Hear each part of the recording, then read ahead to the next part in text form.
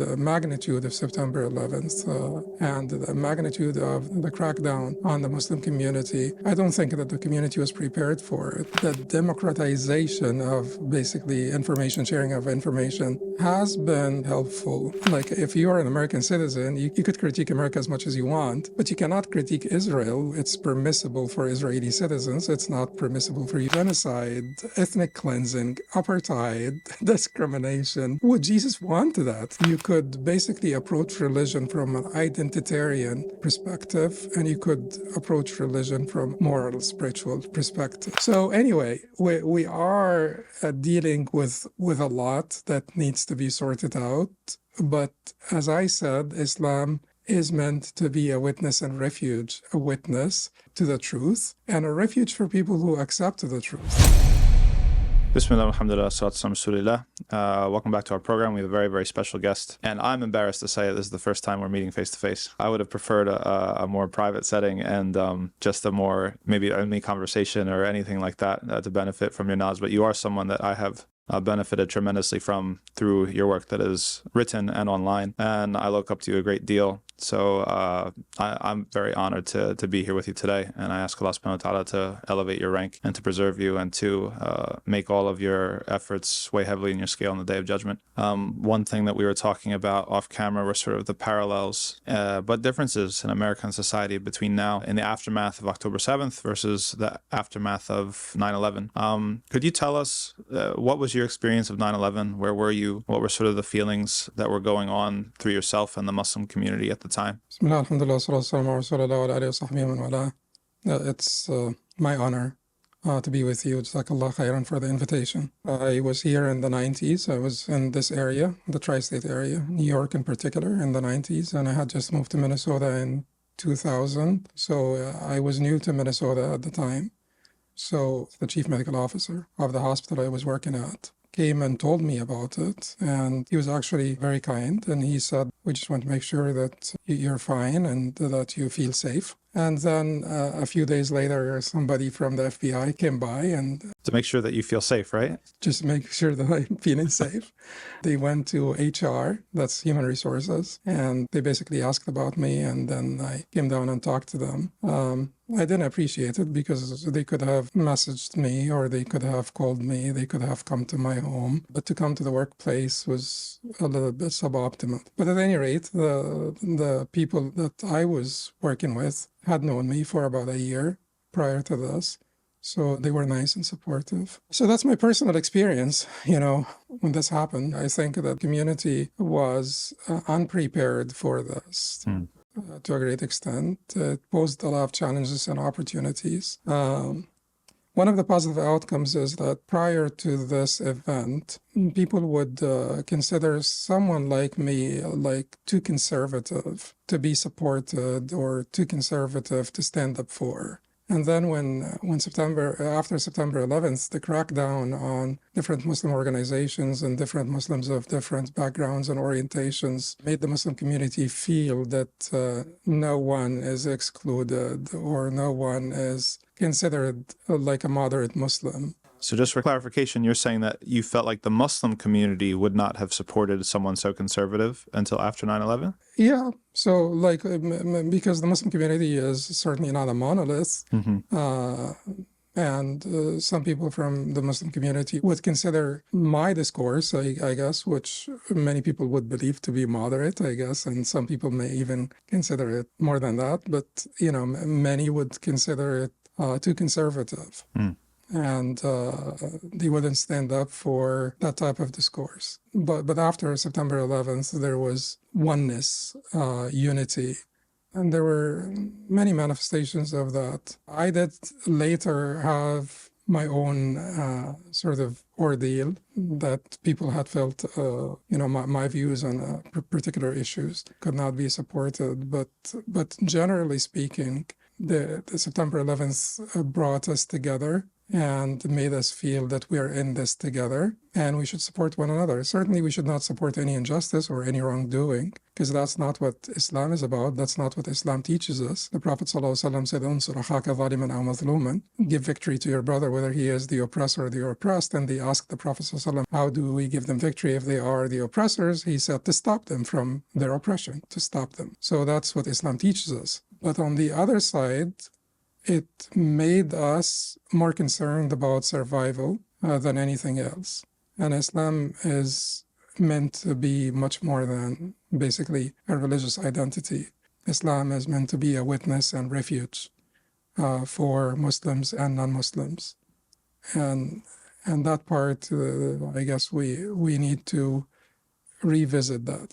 I'm interested into what was the situation before in the 90s. You said you were in New York City and the tri-state area, in the 90s. A lot of people talk about it as a very strident time. That was not a time that I experienced as a Muslim, so it's completely off my radar. You said that Muslims weren't really prepared for 9/11. I guess my question would be, what were the ways in which we weren't prepared?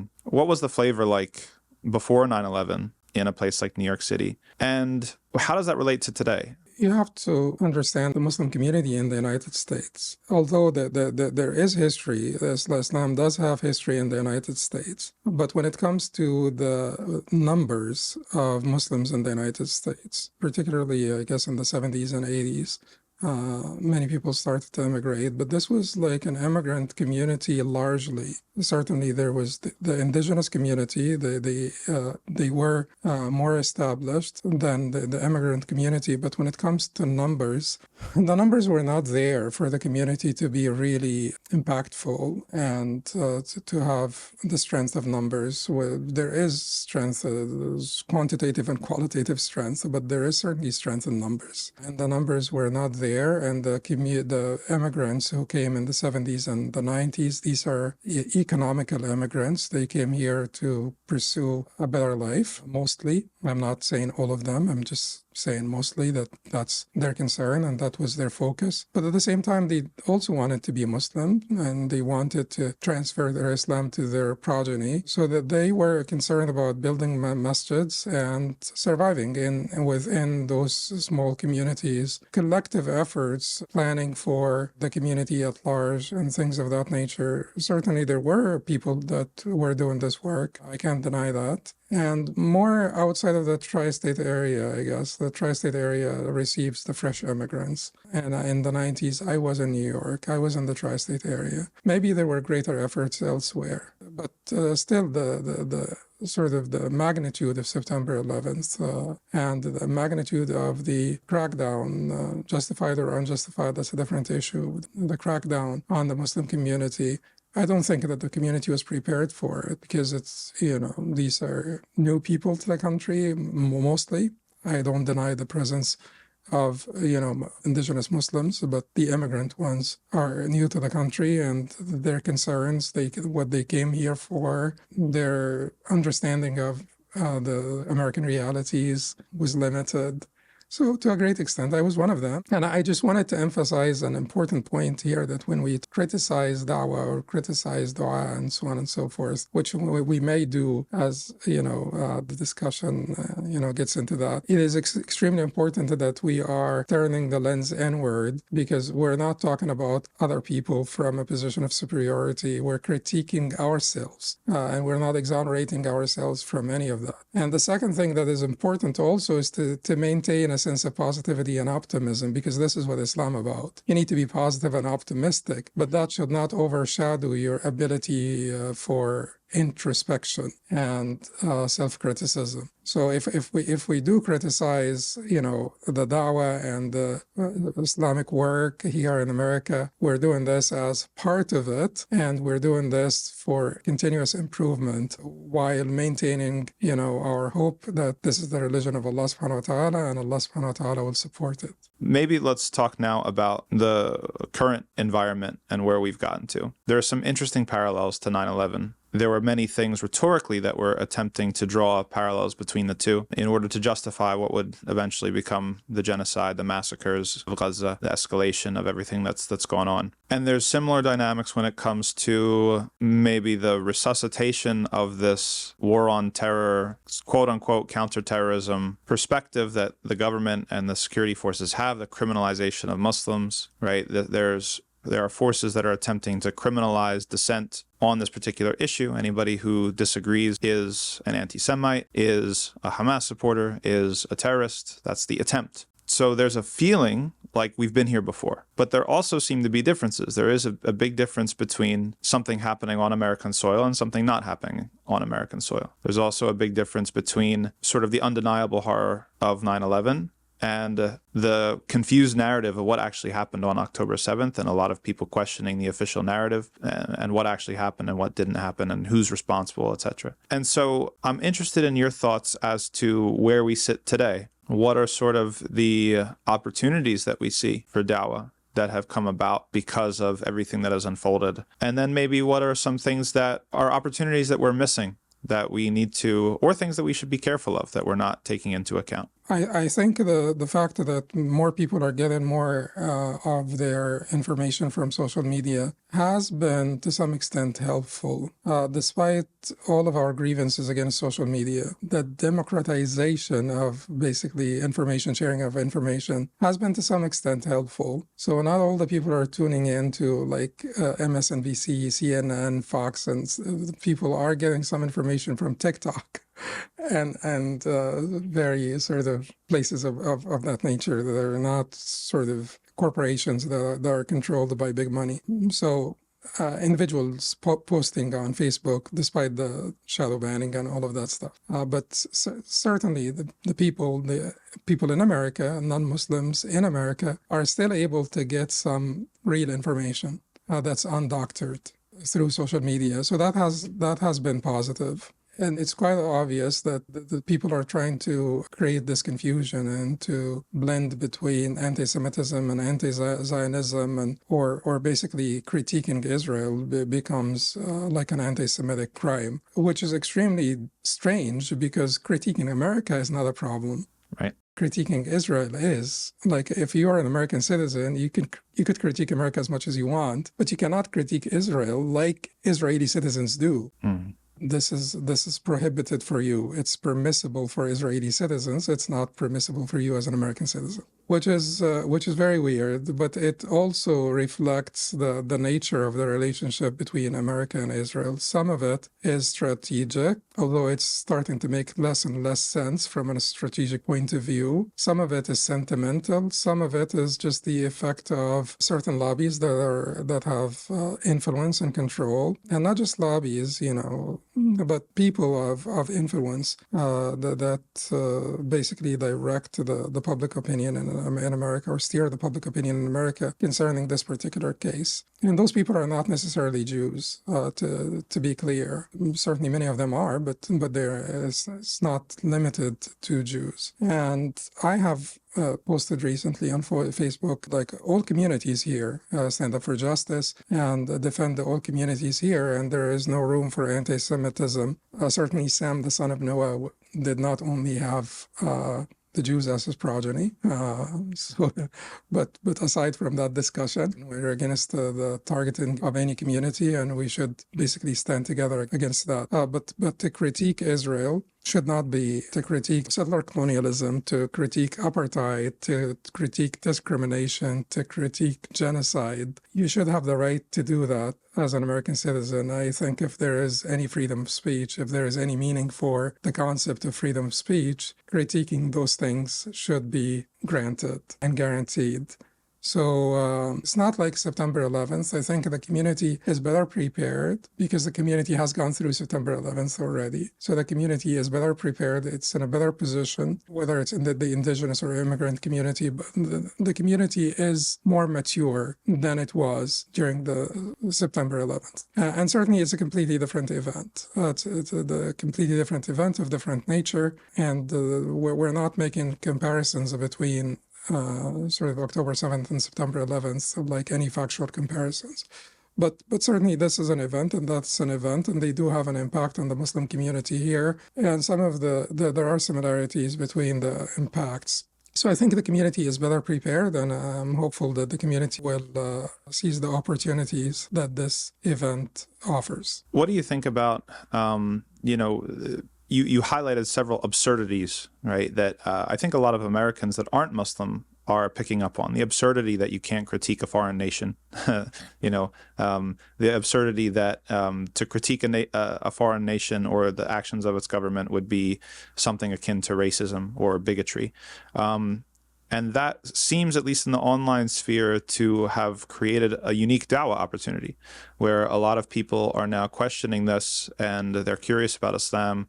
We've had the trend on TikTok of people reading the Quran and things like that. Have you experienced and have you observed in your own activity an increased interest in Islam, similar to the interest in Islam after 9/11 and the dawah activities that have been going on since then? I'm not on social media that often, but whenever I am, I guess I do see some of that. So there is room there for dawah, and there is room there to point out the absurdities, as you said.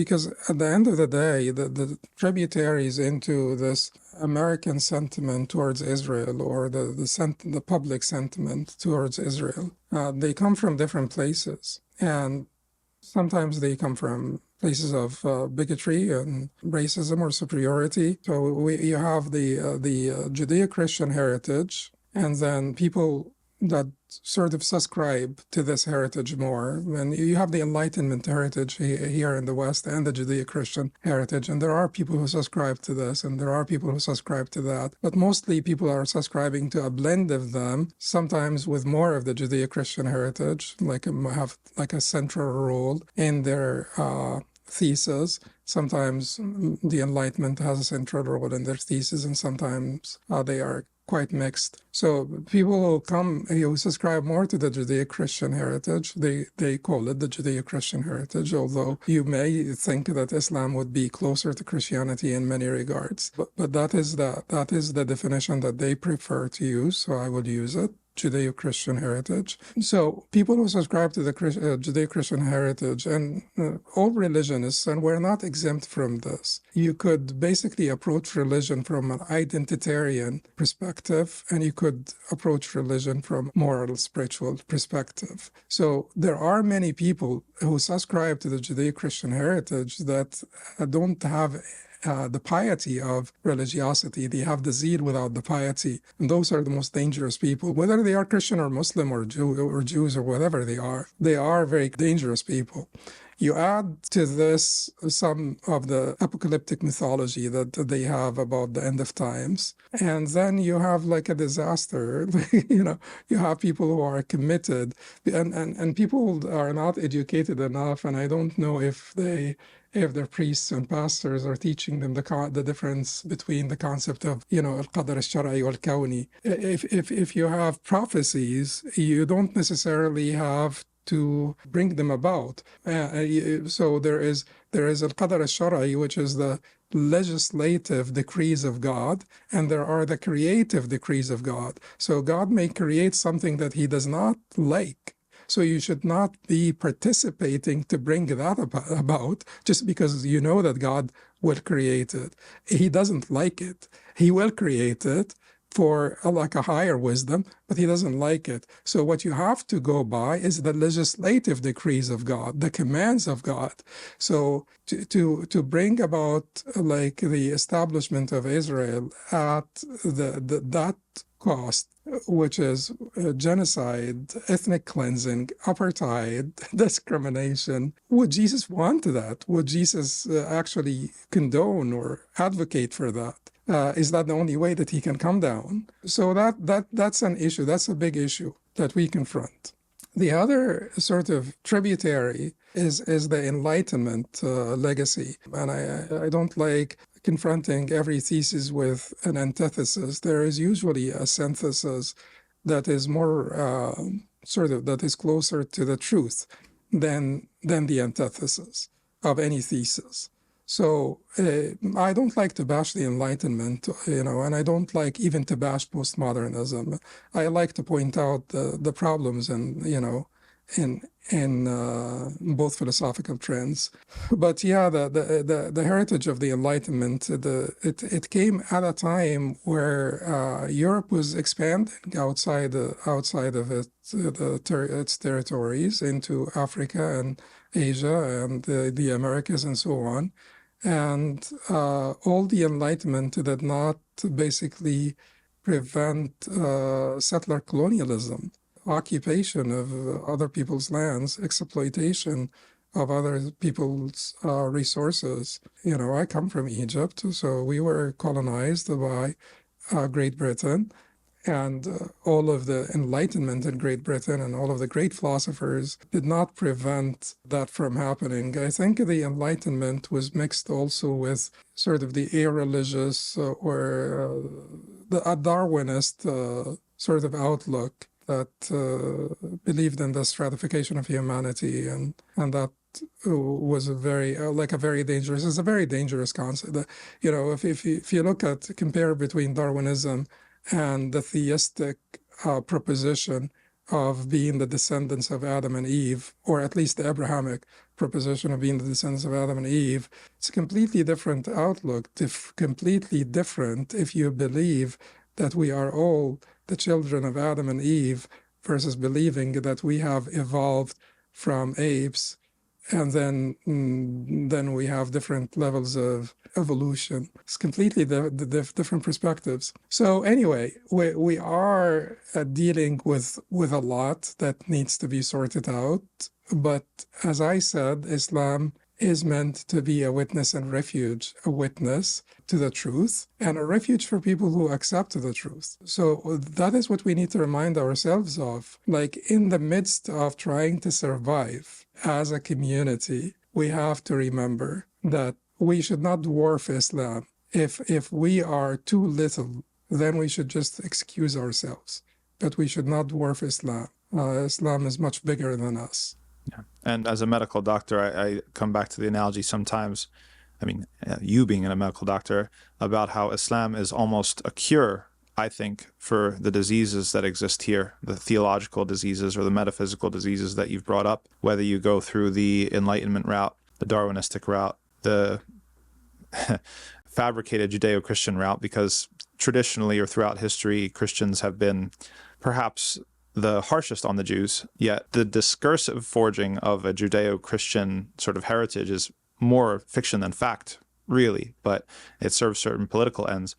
But they all miss, right? They all have an excess, or they all have a fundamental mistake that actually, as you were saying, results down the line in something that's very negative or very regrettable, or has palpable, tangible sort of harms. And so I often see Islam as possible redemption to those harms and excesses, that if people sort of become interested in it, then it can actually correct these sorts of wayward wanderings that European history has gone through, and by extension America. That being said, there are some misappropriations that need to be warned about and guarded against as well. What would you say to somebody who now, let's say they're a young person, either a Muslim or a non-Muslim, and they're coming across this for the first time, and they sort of are attracted to Islam or more becoming more Islamic, but they're maybe heading down a bad path? Do you have any response to that? I think that sort of genuine scholarship is needed here in America, and genuine scholarship means activist scholarship, means scholars who are connected to their communities and particularly to the youth in their communities. So not the book-bound scholar who's basically detached. And I think if we have more of those scholars, genuine in the sense that they are truly educated, and I think that Sheikh Abdul Karim Zaidan, in his book Usul al-Dawah, or the Principles of Dawah, he said that there is a set of qualities that every da'i needs. He said al-iman al-amiq wa al-fahm al-daqiq wa al-ittisal al-wathiq. Yes, I know. Which means, profound faith, precise and detailed understanding, an intimate bond or connection with Allah subhanahu wa ta'ala, an ongoing intimate bond or connection with Allah subhanahu wa ta'ala. I think da'is of this nature, the presence of da'is in this nature, will be our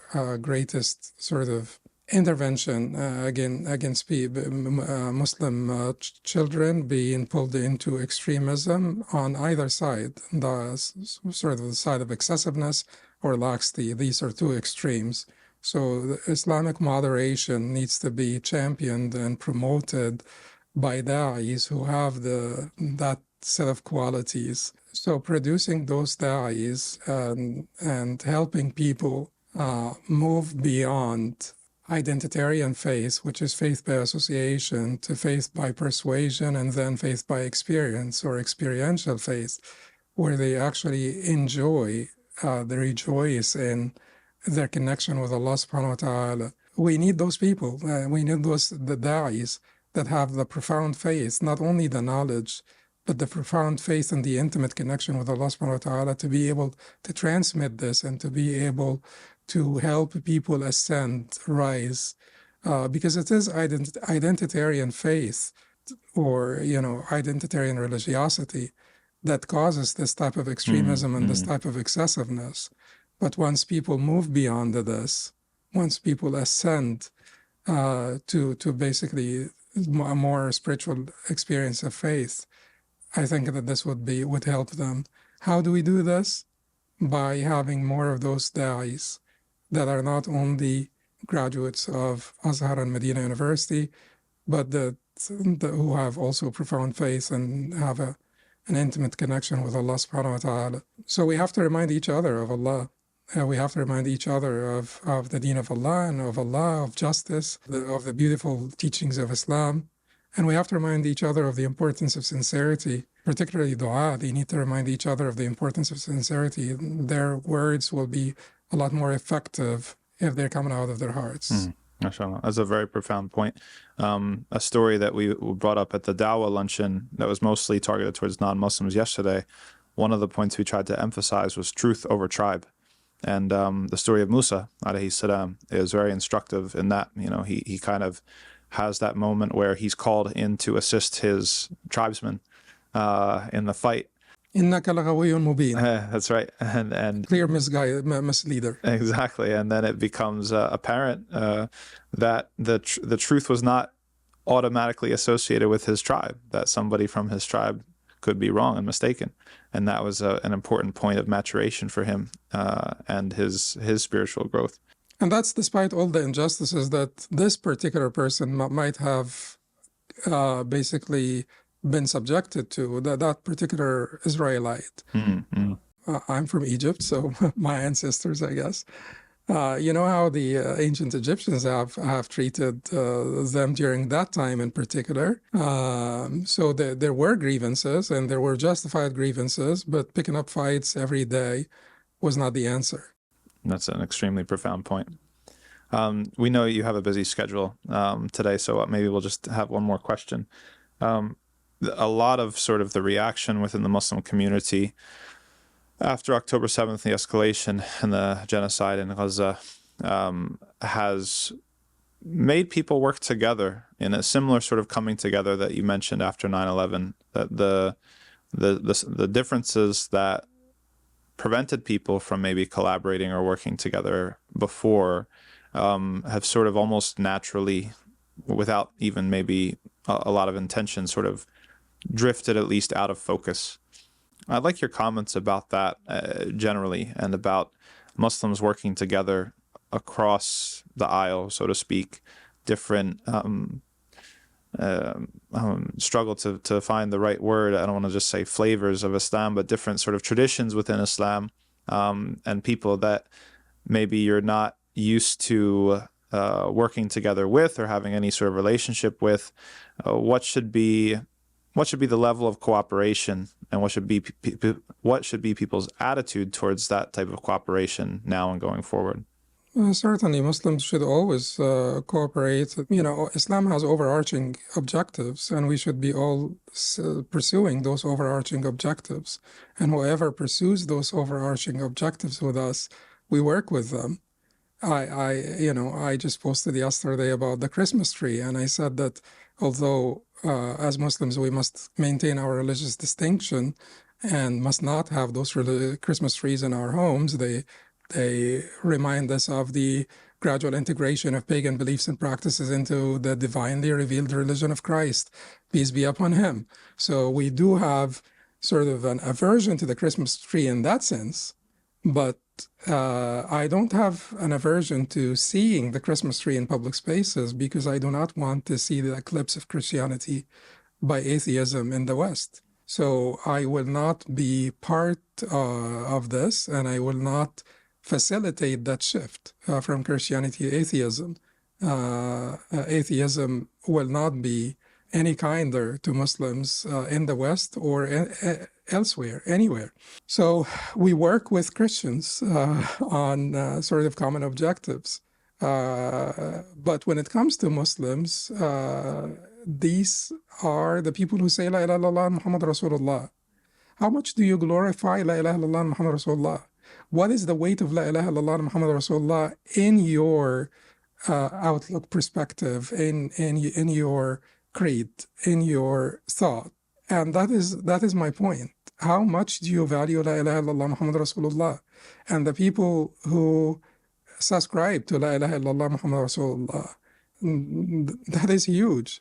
And there is so much that is in common between us, and there is so many sort of common objectives that we can work on. And oftentimes we can not necessarily ban discussions over the differences that we have among ourselves. No, I am completely for honest and but polite and civil discussions on the differences between us.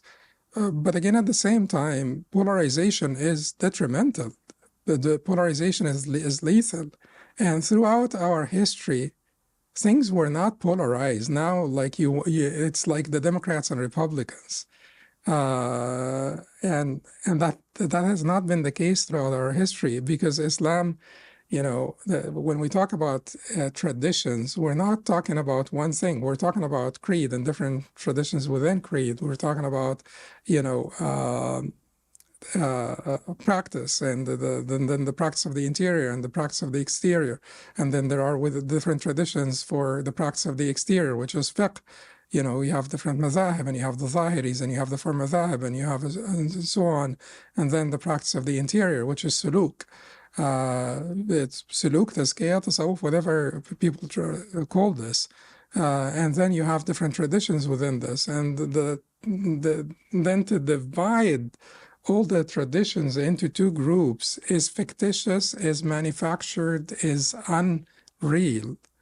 And it is an indication that we're not actually for the truth, we're for the tribe. And that's why we're making two tribes, because it is simpler for us. And, we just don't want to get bothered by the details. So it's just two tribes. Now, how would you respond, and we'll end with this, but the common retort or the justification that I hear is that, well, the Salaf, they practiced hajr, right? They would boycott or abandon or disassociate themselves from people of innovation. That's usually, the common response. So what would you have to say to that? Someone says, I don't want to work with this person. They have some innovation. And the way the Salaf, they handled it was to boycott and abandon. Okay. I have to first, to be honest, also to be fair to all people. I don't think that this attitude is particular to one particular group. I agree. I think that this attitude is prevalent, and it has been prevalent in our history also, and and those who are familiar with our history should be able to see that, and they should be honest enough to not basically lay the blame on one particular group or one particular tradition or one particular orientation. So having said that, which is important to begin with, I must say that they operated from different paradigms and they had different circumstances, and we have to basically understand that the Salaf were not all the same, and they did not have the same approach, and they did not have the same attitude. Even the Sahaba, they were different. So you can't say that Ibn Umar and Abu Darda had the same personality, or Ibn Abbas and Ibn Zubayr had the same personality. They did not have the same personality, and it actually showed on their approach to many issues. You cannot say that someone as great as al-A'mash, rahimahullah ta'ala, had the same personality as many others like Al-Hasan al-Basri, Ata. You can't say that Sa'id ibn Jubayr and Sa'id ibn al-Musayyib and al-Zuhri had the same attitude towards the rulers, for instance.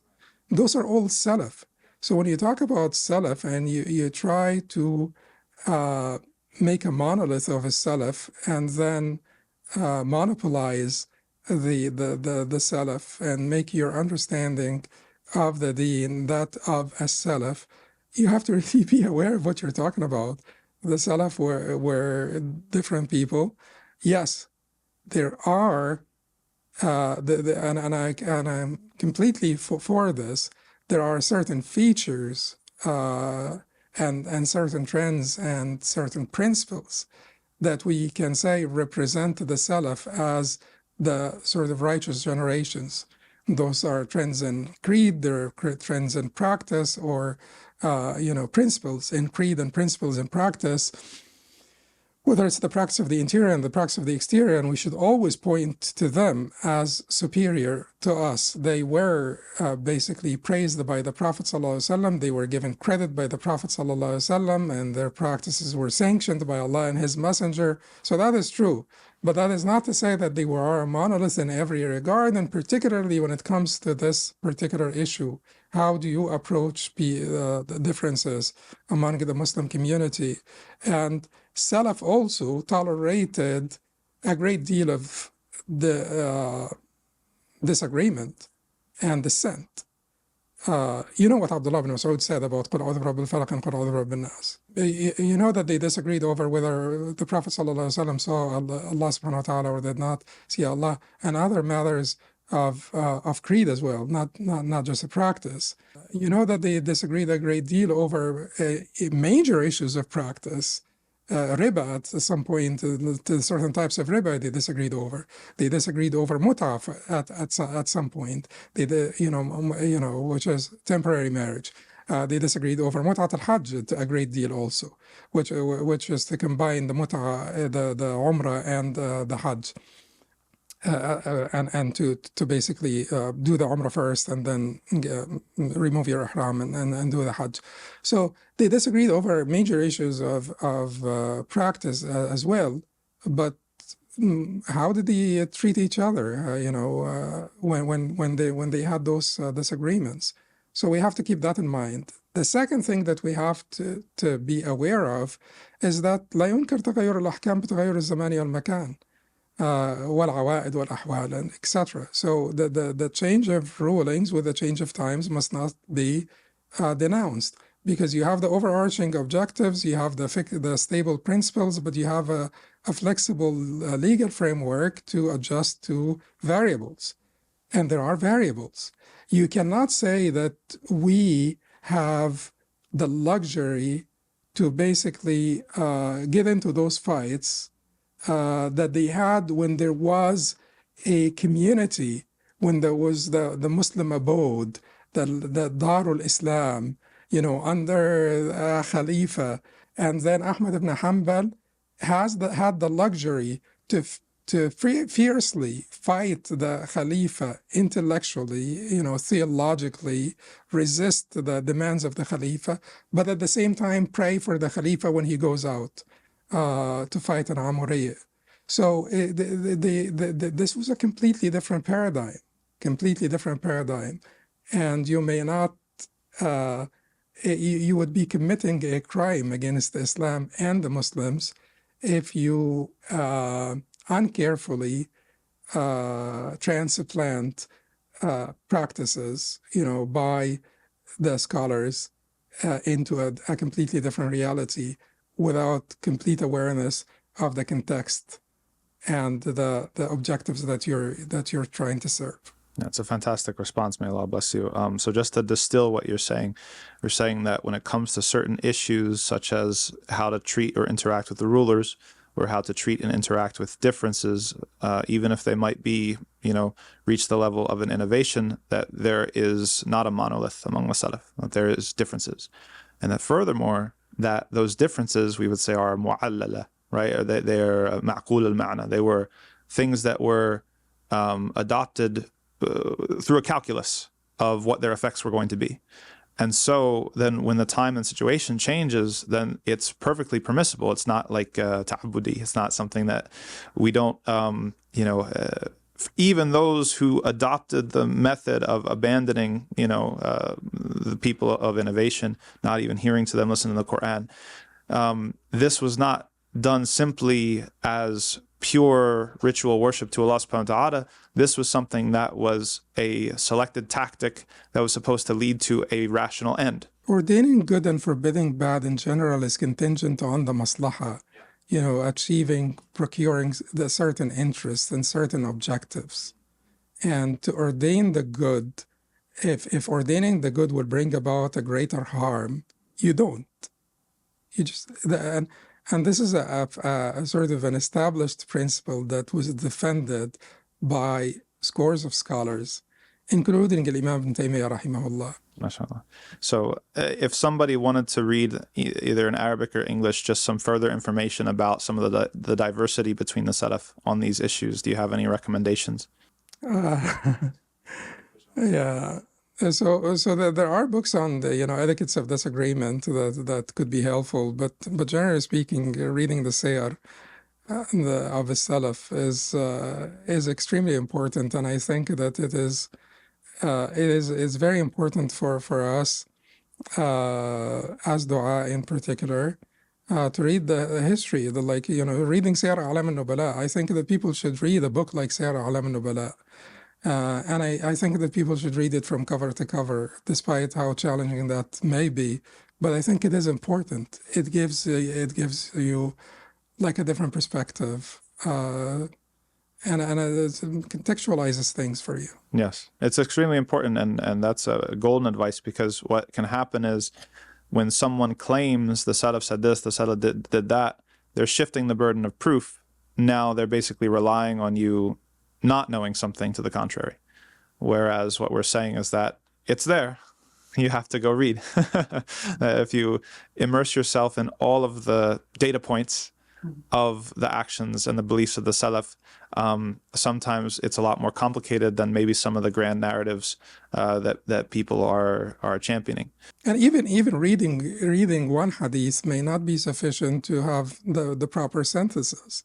Like, how many times do you read? Like, I was reading Al-Adab al-Mufrad yesterday, and Imam Bukhari would put one hadith and then put the counter hadith next to it, so that you make this, you come up with a synthesis, and that's very important, because like you could read three or four hadith pointing to one direction, and then you read another hadith that would qualify them. Or specify something out of them, or so the synthesis is important, and don't rush to making hasty conclusions. Allahu Akbar. Well, we thank you so much for your time, Sheikh Hatem. Barakallahu feek. It was a pleasure. I had to selfishly insert my own enemy questions there at the end. We appreciate your tolerance and forbearance with us, and forgive us for our shortcomings, and may Allah accept. Subhanakallahumma wa bihamdika, ashhadu an la ilaha illa anta, astaghfiruka wa atubu ilayk. Assalamu alaikum wa rahmatullah.